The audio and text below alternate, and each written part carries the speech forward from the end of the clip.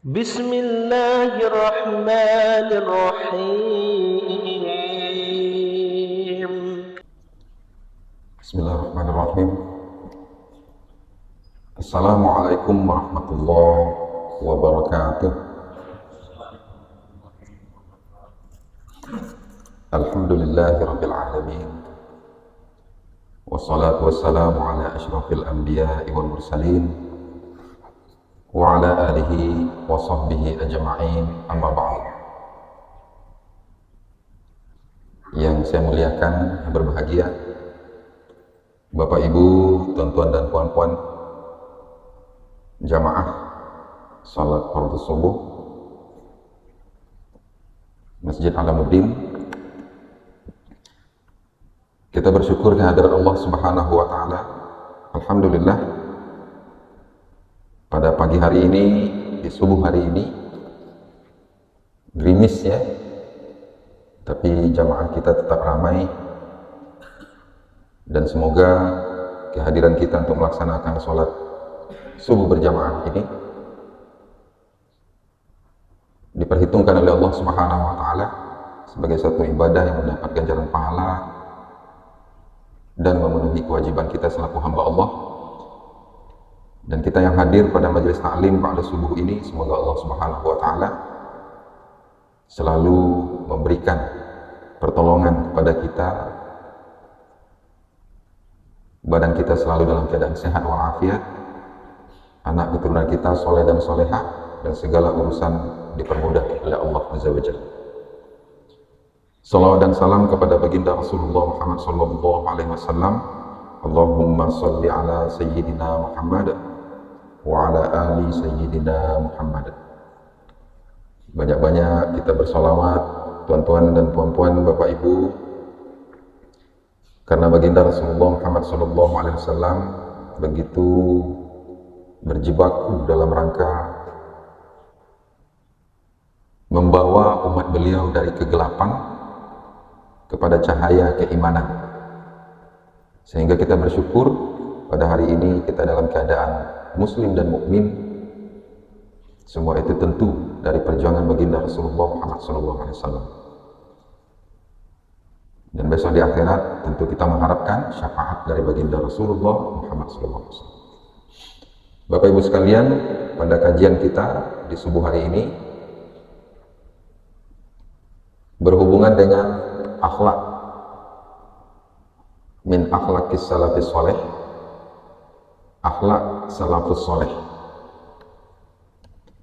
Salafus soleh itu, tuan-tuan dan puan-puan, adalah orang-orang soleh yang terdahulu. Baginda Rasulullah Muhammad SAW menyampaikan bahwa generasi terbaik itu adalah generasi pada masa beliau dan para sahabat, kemudian generasi setelah sahabat atau disebut dengan tabi'in, selanjutnya generasi yang mengikuti tabi'in atau disebut dengan tabi'in. Sebagian mengatakan bahwa salafus soleh itu 2 atau 3 generasi setelahnya. Kenapa demikian? Karena litasdiqi imanihim, karena kebenaran atau kejujuran iman mereka, dan liikhlasihim, dan liikhlasi ibadatihim, liikhlasil ibadatihim, dan keikhlasan ibadah mereka. Mereka lebih dekat kepada baginda Rasulullah Muhammad SAW.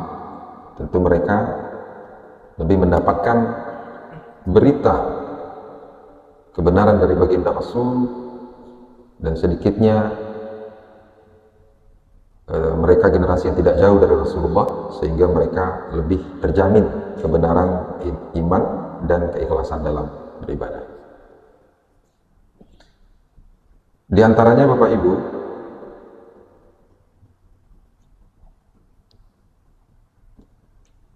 Akhlak salafus soleh itu annahum ya'muruna bil ma'ruf wa yanhauna 'anil munkar. Mereka selalu beramar ma'ruf dan nahi munkar. Kenapa? Karena amar ma'ruf nahi munkar itu adalah syiar Islam yang agung yang dapat menjaga keutuhan umat. Artinya apa? Kalau kita sudah tidak lagi beramar ma'ruf nahi munkar, maka kita akan hidup dalam keadaan nafsi-nafsi, tidak mempedulikan antara satu dengan yang lain. Ada kawan yang terjerumus ke dalam lembah dosa, kita diam. Kawan yang menyimpang dari ajaran agama, kita diam. Karena alasan kita akan mempertanggungjawabkannya masing-masing, kubur masing-masing. Maka ini adalah tanda kehancuran. Nah, syiar Islam amar ma'ruf nahi munkar itu merupakan satu alasan untuk menjaga jamaah, menjaga keutuhan persatuan dan kesatuan ukhuwah Islamiyah. Jadi kalau masuk surga itu bukan sendiri-sendiri, artinya berjamaah. Memang pelaksanaan amar ma'ruf nahi munkar itu wajibun bihasbit thaqah. Artinya hukumnya wajib, tapi sesuai dengan kemampuan. Jadi tak boleh berlebihan. Allah Subhanahu wa taala berfirman dalam surah Ali Imran ayat 110, kuntum khaira ummah ukhrijat linnas ta'muruna bil ma'ruf wa tanhauna 'anil munkar wa tu'minuna billah. Bahwa kita ini adalah umat yang terbaik, yang senantiasa menyerukan kepada yang ma'ruf dan mencegah kepada yang munkar serta beriman dengan Allah Subhanahu wa taala. Baginda Rasulullah Muhammad SAW menyampaikan, man ra'a minkum munkaran falyughayyirhu biyadihi fa in lam yastati' fa bi lisanihi fa in lam yastati' fa bi qalbihi wa dzalika adhaful iman, rawahu Muslim. Tuan-tuan dan puan-puan, apabila kita melihat kemungkaran itu sesuatu yang tidak sesuai dengan syariat Islam, dengan apa yang diperintahkan oleh Allah dan apa yang Allah larang. Apabila kita melihat kemungkaran itu, maka hendaklah kita merubah dengan tangan. Ini maksudnya adalah kekuasaan. Tapi kalau kita tidak mampu melaksanakannya karena kita bukan penguasa, fa illam yastati' fa bilisanihi. Kalau kita tidak mampu merubahnya dengan kekuasaan karena kita bukan penguasa, dakwahi mereka. Sampaikan bahwa kemungkaran itu tidak baik dan tidak diridhai oleh Allah. Kembalilah kepada jalan yang diridhai oleh Allah dan menyampaikannya dengan ucapan, tapi dengan baik tentunya. Kalau tak mampu juga menyampaikannya dengan ucapan karena ketidakmampuan kita dalam berkomunikasi yang baik dan berargumentasi, menyampaikan dalil-dalil, fa illam yastati' fa biqalbihi, maka cukuplah tidak disukai dengan hati. Dengan hati artinya secara kekuatan kita tidak mampu melaksanakan karena kita bukan penguasa, tapi kalau penguasa mencegah kemungkaran, dia bisa melakukan dengan kekuatan, dengan aturan, dengan undang-undang, undang-undang penyakit masyarakat, undang-undang larangan perjudian, ya, undang-undang larangan fitnah, larangan adu domba, namimah, larangan gosip yang tidak baik, ya, atau ghibah. Maka selemah-lemah iman adalah tidak menyukai. Artinya apa? Artinya ketika kita berhadapan dengan kemungkaran, hati kita jangan sampai terpaut untuk mendukungnya. Jadi tetap dalam hati kita tidak menyukai kemungkaran tersebut. Kemudian tuan-tuan dan perempuan, untuk menyampaikan atau menasihati kawan-kawan ini, ya rauna taqdimar rifq bil amr wa nahy.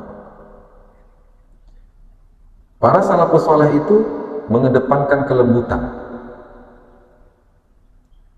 Artinya dengan lembut kasih sayang, sehingga mereka tertarik untuk kembali kepada jalan yang benar. Bukannya dengan marah-marah, bukannya dengan mencaci maki, atau belum apa-apa kita sudah bersuuzon. Kita sudah melihat orang-orang yang melakukan kemungkaran itu tak baik aja memandangnya. Padahal belum tentu, terkadang kita melihat dari segi zahirnya, atau penilaian kita terhadap zahirnya orang lain bisa saja tersalah. Ya. Contohnya ketika kita ketemu di jalan, ada orang yang tak negur kita, jangan cepat-cepat bersuuzon. Nah, terkadang kita begitu juga, ada permasalahan yang kita pikirkan, teman lewat tak nampak, kadang nampak tapi blank. Nah, jadi mengutamakan kelembutan. Kemudian dakwahnya bil hikmati wal mau'izatil hasanah, dengan kebijaksanaan, bijak. Orang cerdas belum tentu bijak, tapi orang bijak insya Allah cerdas. Ya. Kemudian dengan pengajaran yang baik. Terkadang ada mendakwahi orang itu, kita mengedepankan penyampaian berita baik daripada mengedepankan penyampaian berita buruk. Misalnya, kalau ada orang berbuat yang tidak baik, mungkin ancaman di belakang. Tapi fadilah kebaikan jika dia tidak melakukan hal itu yang dikedepankan. Itu maksudnya. Ya. Maka Allah berfirman dalam surah An-Nahl, "Ud'u ila sabili rabbika bil hikmati wal mau'izatil hasanah wajadilhum billati hiya ahsan." Serulah ke jalan Allah dengan bijaksana dan pengajaran yang baik, wajadilhum billati hiya ahsan. Saling bertukar pikiran. Jadi kalau naik haji itu tidak boleh ropas, tidak boleh usut, tidak boleh jidal. Jidal di situ artinya tak boleh berbantah-bantah. Jadi di sini wajadilhum billati hiya ahsan, artinya bertukar pikiran, bukan berdebat. Nah, berdebat kusir, tak ada jalan keluarnya. Kadang orang suka mengadu domba kita, Bapak Ibu, untuk supaya kita berdebat. Tak boleh dilayani perdebatan, apalagi perdebatan melalui WhatsApp, WA, media sosial, tidak baik. Makanya kalau dalam satu grup itu, kalau ada yang bertanya tentang hukum A, hukum B, hukum C, itu lebih baik tidak dijawab. Karena itu dalam grup, nanti akan menimbulkan perdebatan. Kalau nanya, langsung aja WA ke pribadi, atau telepon, atau temui orangnya. Karena apabila di grup itu menjawab satu permasalahan hukum, kadang hukum itu ikhtilaf. Yang satu men-share tak begitu, ini, nah di-share-nya. Itu pun dia browsing gitu. Yang share itu pun dia browsing, bukan dia cari di kitab, dia browsing. Nanti yang satu lagi di-share untuk mengcounter yang pertama. Akhirnya berbantah-bantah. Tapi maksudnya di sini adalah wajadilhum billati hiya ahsan, saling bertukar pikiran, nanya yang baik. Ya, dengan baik. Ini yang disampaikan oleh Allah dalam surah An-Nahl ayat 125.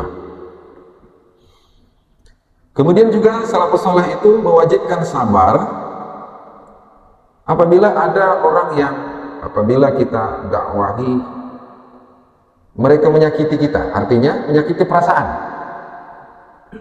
Ya, wajib sabar dalam amar ma'ruf nahi munkar. Disampaikan oleh Allah dalam surah Luqman ayat 17, wa'mur bil ma'ruf wanha 'anil munkar wasbir 'ala ma asabak inna dzalika min azmil umur.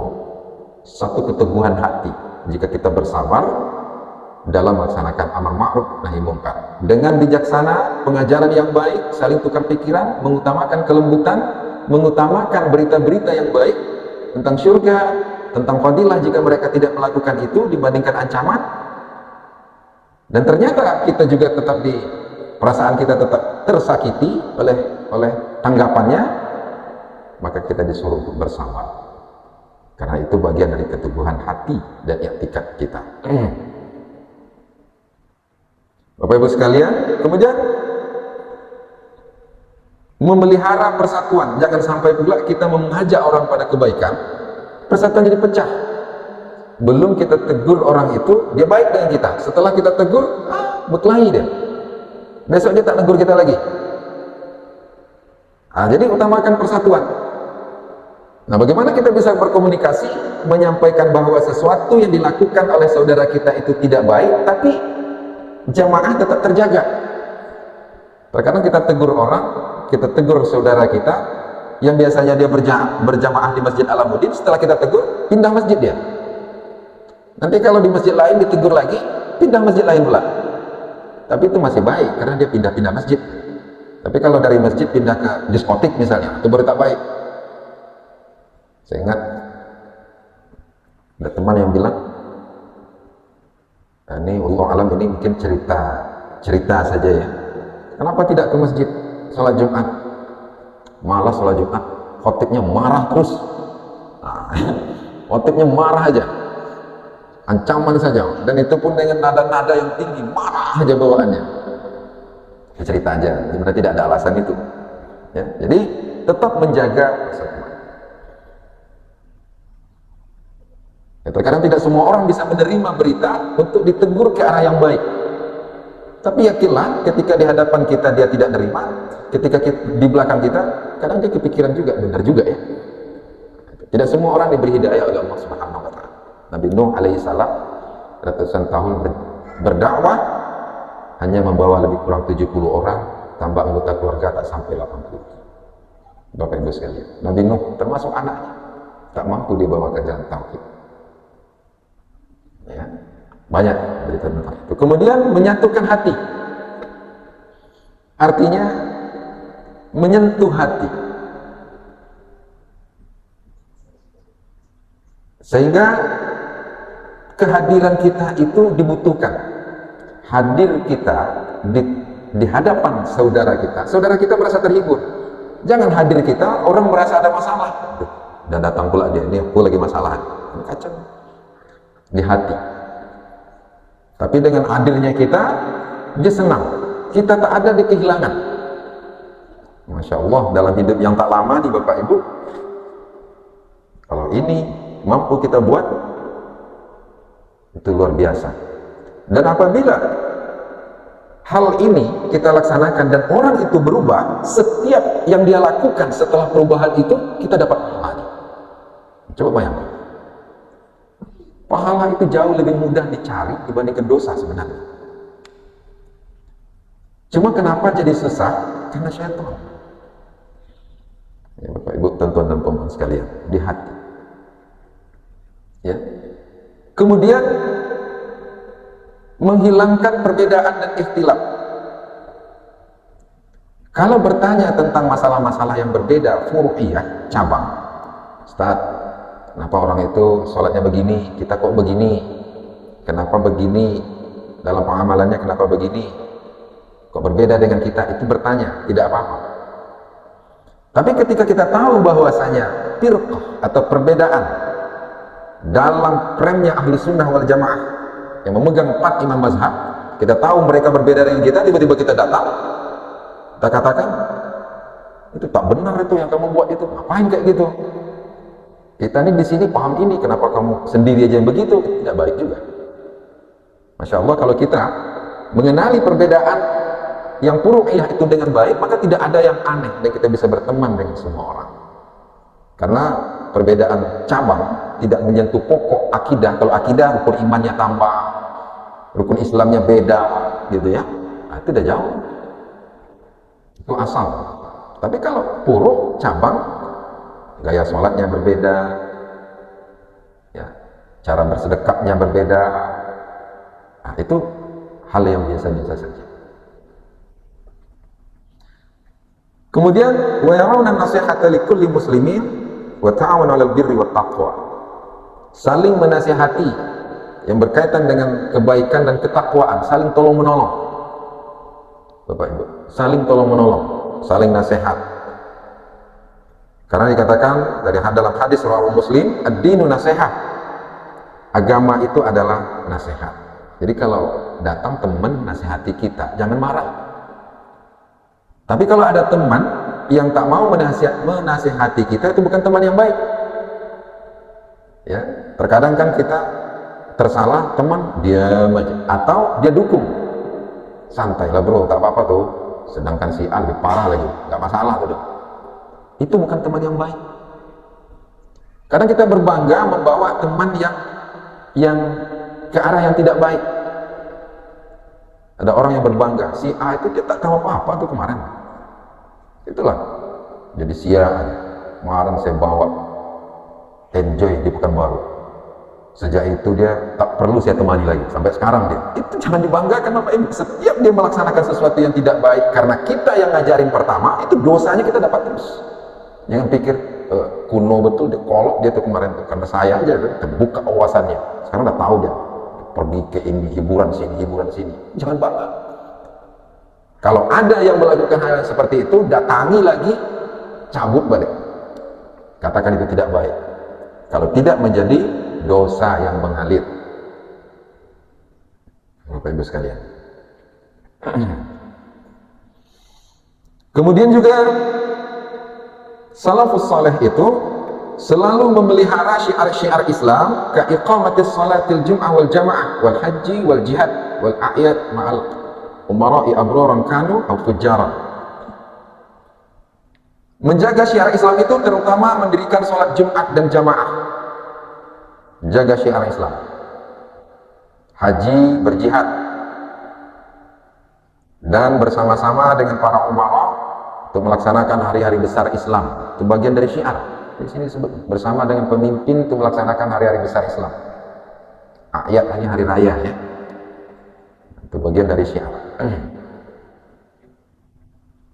Wa yusari'una ila ada'i shalawatil maktubah wa iqamatiha fi awali waqtiha ma'al jamaah. Selalu mengutamakan pelaksanaan salat-salat wajib pada waktunya dengan berjamaah.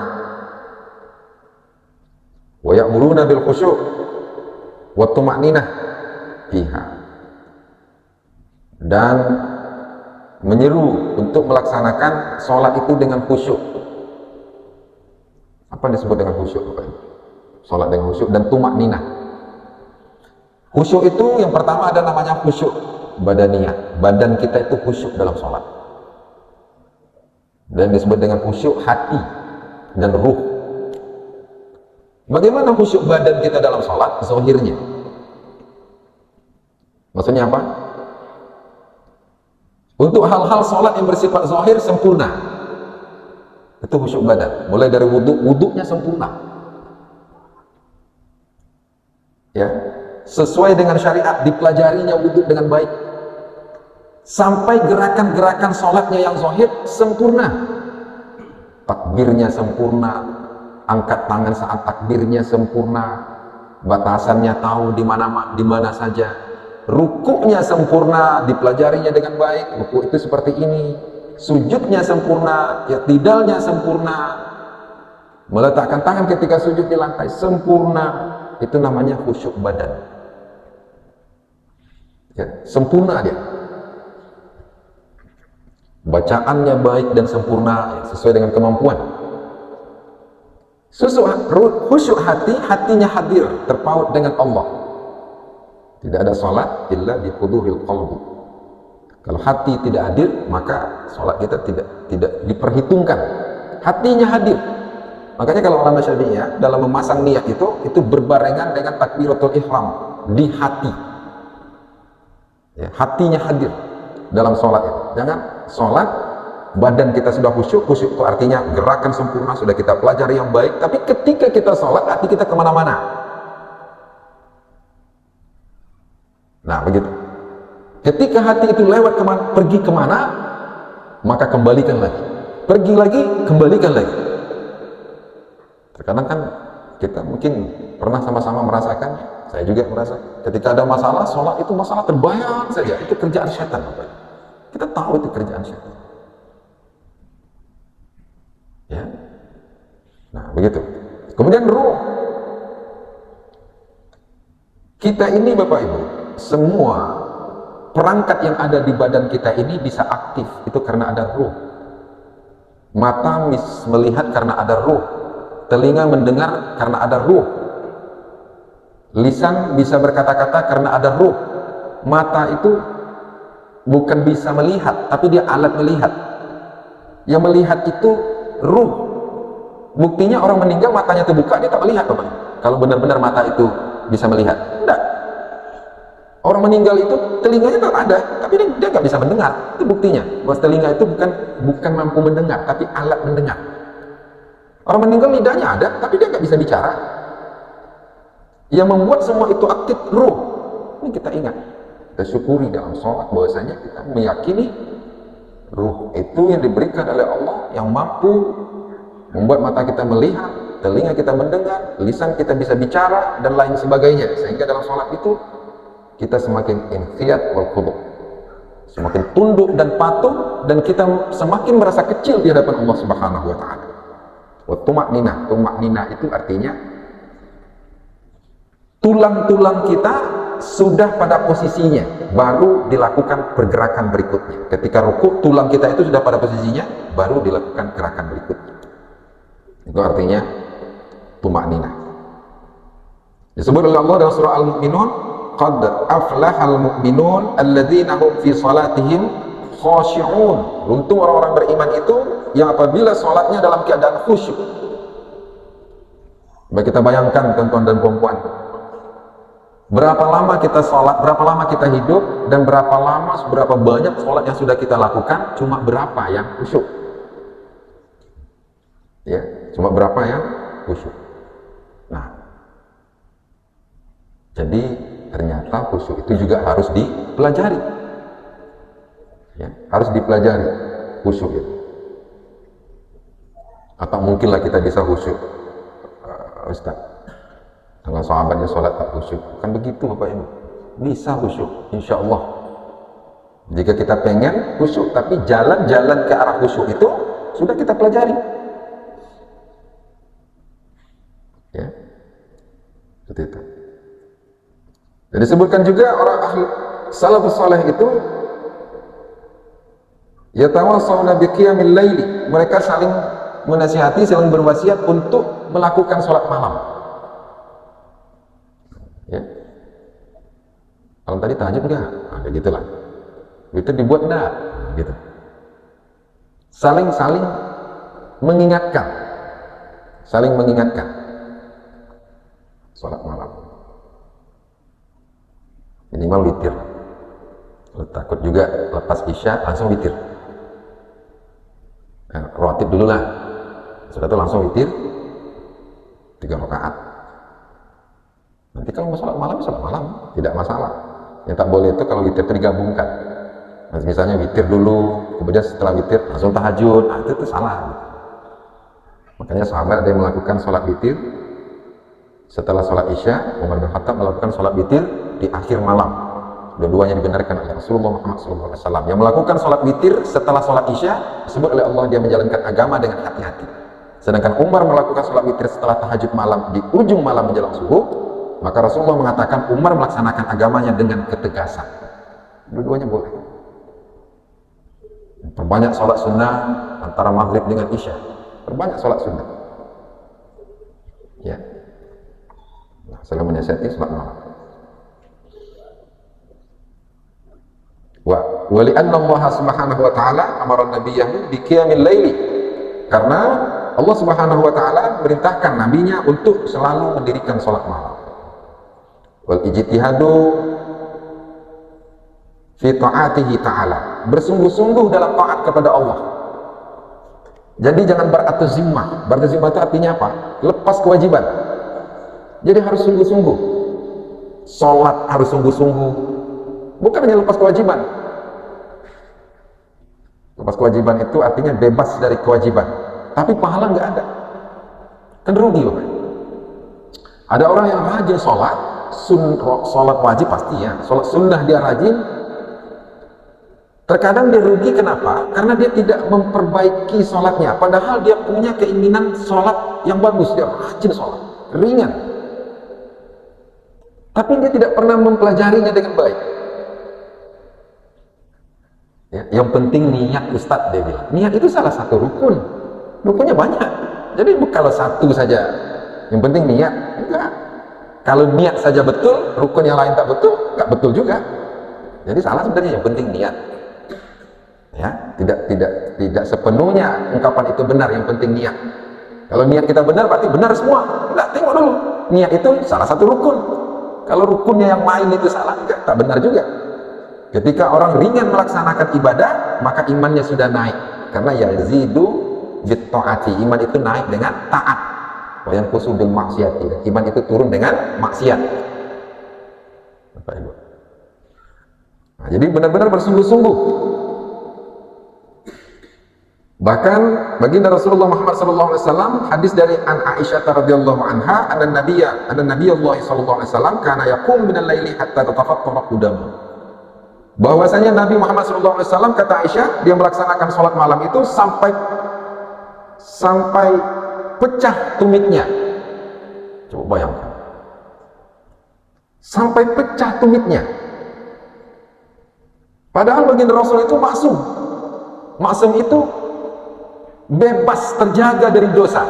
Tapi kenapa dia melaksanakan sholat malam yang menyebabkan sampai pecah tumitnya? Begitu banyak dan lamanya dia berdiri.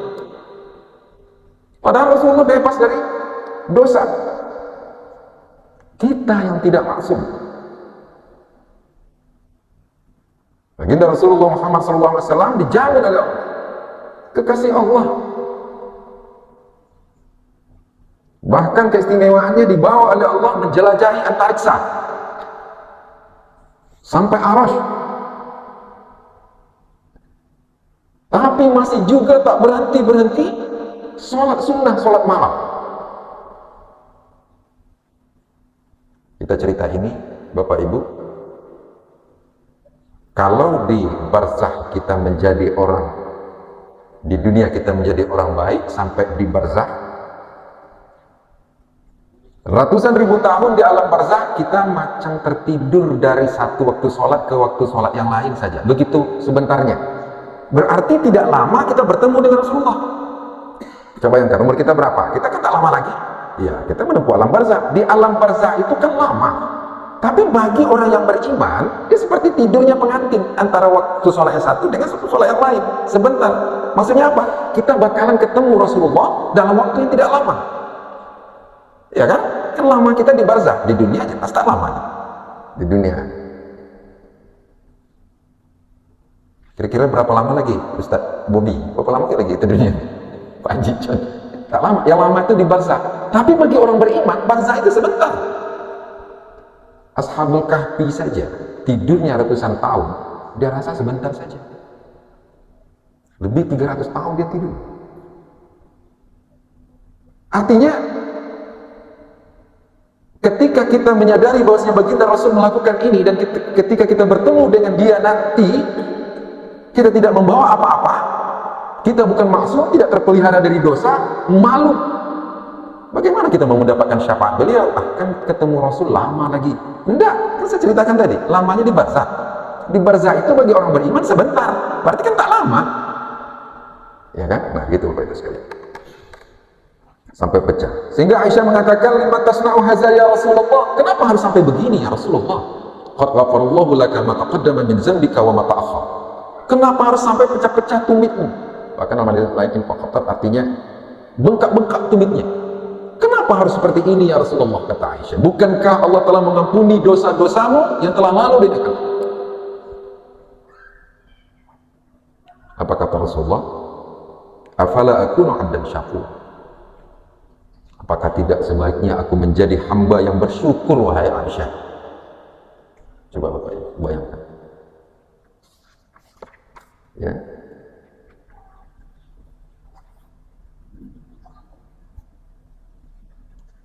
Kemudian yusabbituna fi mawaqifil imtihan wa dzalika bis sabr indal bala wa syukur indal ruha wa ridha bil qada. Di antara akhlak salafus saleh itu, mereka ketika mendapatkan ujian dari Allah, hati mereka kokoh, tak goyang. Sabar kalau dapat malapetaka. Bapak Ibu, sabar ini bukan perkara yang mudah. Kenapa orang-orang yang tidak beragama, kita mendengar banyak yang bunuh diri, Bapak? Stres, tertekan, kena penyakit asam lambung ansietas, galau, tak tentu harah, macam kiamat dunia ini. Kalau tak punya Tuhan, tak punya Allah, bunuh diri Bapak. Ya. Tapi menyadari bahwasanya itu adalah bagian ujian dari Allah. Kita perlu kawan-kawan yang beraura positif, yang memberikan ketenangan ketika kita mendapat ujian. Bukan kawan-kawan yang justru mengadu domba dan namimah. Kenapa bisa gitu? Gini ya, kenapa bisa gitu? Apa penyebabnya? Syanu, oh memang tak betul tuh. Syanu, karena mikulah terjadi, karena orang itulah terjadinya begini. Bapak Ibu, sabar. Ketika mendapat kelapangan dia bersyukur, dan tetap ketika mendapatkan kesempitan tetap memuji Allah. Ketika mendapatkan kelapangan dia bersyukur. Makanya tasbih dan tahmid itu Subhanallahil azim wa bihamdi sama dengan kata Rasulullah menanam satu pohon kurma di surga, satu kali ucap. Kalau kita ucapkan 100 kali, kita amalkan 100 pohon kurma. Kalau setiap hari 100 Subhanallahil azim, ke dalam hadis Subhanallahi wa bihamdi atau Subhanallahil azim wa bihamdi, satu pohon kurma. 100 saja satu hari, kali sebulan, kali 1 tahun, kali puluhan tahun. Kita punya kebun yang luas di surga. Apa tak sawit aja Ustaz di surga? Sawit, tak apa sawit. Kawan, 4 batang sawit lebih banyak hasilnya dari 1 hektar. 4 batang kurma lebih banyak hasilnya dari 1 hektar sawit. Ternyata senang nanam kurma itu di surga. Itu janji. Rasulullah bilang begitu, berarti benar. Kan yang akan disebutkan, misalnya di surga itu taman-taman, buah-buahan, ada kurma, ada anggur. Kita yang punya. Bayangkan, berapa ribu hektar kita punya. Bayang kontrolnya Ustaz kan? Tak sama sini deh Bu. Bayang tentuan-tentuan. Sama orang harus pakai dodos, harus pakai apa, enggak. Kita punya kurma. Masya Allah, satu kali saja kita ucapkan Subhanallahil azim wa bihamdi, tertancap 1 batang kurma.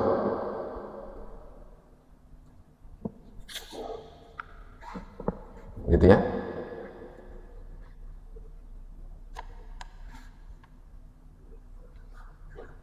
Syukur dengan karunia. Ridho dengan qadha. Qadha ini Bapak Ibu, qadha, keputusan Allah yang telah diputuskan jauh-jauh 50.000 tahun sebelum langit dan bumi diciptakan. Tertulis di Lauhul Mahfuz, yang menulisnya adalah qalam. Ketika Allah menciptakan makhluknya yang bernama qalam, pena, maka ia berkata, "Uktub, tulislah." Maza aktubu, ya Rabb, apa yang harus aku tulis ya Rabb? Kata Allah, "Uktub kulla maqadiril khalq." Tulislah setiap takdir makhlukku, dan itu tertulis di Lauhul Mahfuz yang terjaga. Sudah tertulis. Ini sudah selalu mungkin saya sampaikan. Jam itu pun bunyi sudah tertulis 50.000 tahun sebelum langit dan bumi diciptakan.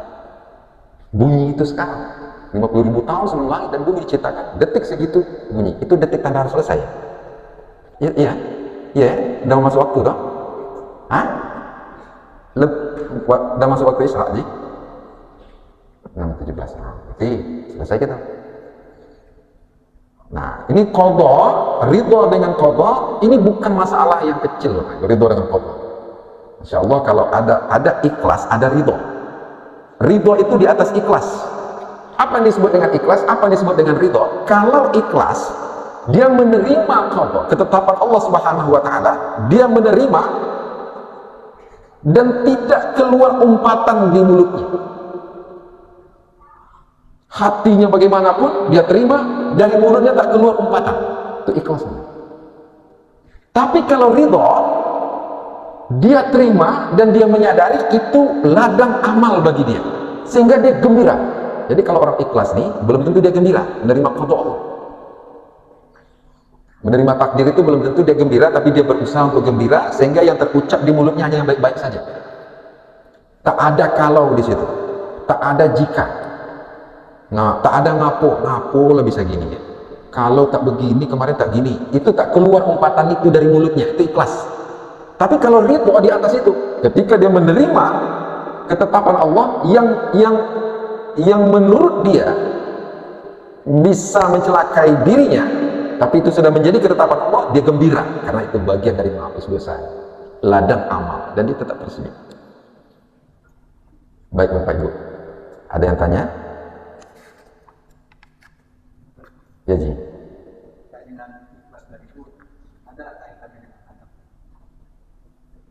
Ya. Ikhlas akhlak ada. Jadi akhlak dengan etika, adab merupakan representasi, artinya akhlak itu terzohirkan dengan adab. Dizohirnya kalau bahasa kitanya adab, adab itu kan bahasa Arab ya, adab. Terrealisasi dalam bentuk nyata itu menjadi adab. Nah, ya. Ada etika. Contoh, ketika lewat depan orang tua kita membungkukkan badan, adabnya ada betul enggak Bu? Pak, ada betul ya? Kita menghormati ya, adab. Artinya terzohirkan dalam perbuatan, bil jawarih, af'al bil jawarih, terrealisasi dengan perbuatan. Dan itu sudah beretika. Tapi akhlak belum tentu, karena akhlak ada kaitannya dengan niat. Jadi kalau kita wujudkan adab dengan niat, dengan disertai niat, itu ganjarannya pahala. Tapi kalau tidak disertai niat, dia tetap dikatakan sebagai orang yang beradab, tapi dia tak dapat pahala. Nah gitu, Ji. Kita menghormati orang, datang orang ke rumah kita, kita hargai dia, kita kasih minum, itu adab. Sudahkah dia beretika? Sudah. Sudahkah berakhlak? Belum tentu. Jangan-jangan dia terpaksa. Aku pakalnya lama betul sininya, aku kasih minum supaya balik dia. Tak ada pahala. Berarti dia akhlaknya tak ada. Tapi beretika sudah, karena sudah beradab. Nah itu, ya. Jadi akhlak itu ada hubungannya dengan niat, karena ganjarannya pahala. Terrealisasi dalam bentuk adab. Kalau etika hanya adab saja dari segi zahir saja. Nah, gitu. Jadi, baik. Ada lagi? Kalau tak ada, cukupkan. Baik Bapak Ibu, semoga bermanfaat. Terima kasih. Wabillahi taufiq wal hidayah. Assalamualaikum warahmatullahi wabarakatuh. Hari ini kita pakai video. Saya kenalkan itu Ustadz Haryadi, ASN di RSUD, yang punya apotek di depan lah. Mungkin beliau memperkirakan saya tak lama lagi umur saya. Tiba-tiba beliau pengen setiap tausiah saya ingin shoot, saya ingin shoot. Mungkin feeling beliau saya ini tak lama. Ya. Jadi terima kasih. Ya semoga bermanfaat. Assalamualaikum warahmatullahi wabarakatuh.